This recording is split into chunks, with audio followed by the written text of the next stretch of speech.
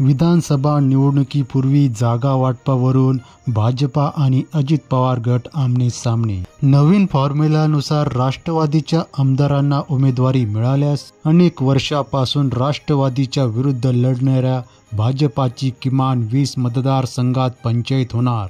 राष्ट्रवादीच्या उमेदवारांना जागा दिल्यानंतर भाजपाला आपल्याच लोकांची समजूत काढताना मोठी कसरत करावी लागणार। 2019च्या निवडणुकीमध्ये भाजपा शिवसेना विरुद्ध काँग्रेस आणि राष्ट्रवादी अशी लढत झाली। अनेक ठिकाणी भाजपा विरुद्ध राष्ट्रवादी अशी लढत झाली, परंतु 2023 मध्ये अजित पवार फुटून भाजपामध्ये आले।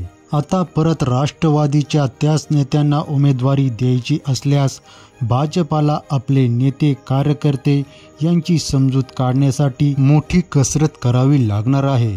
यामधून आता भाजपा नेमका कसा मार्ग काढते हा एक मोठा प्रश्न आहे।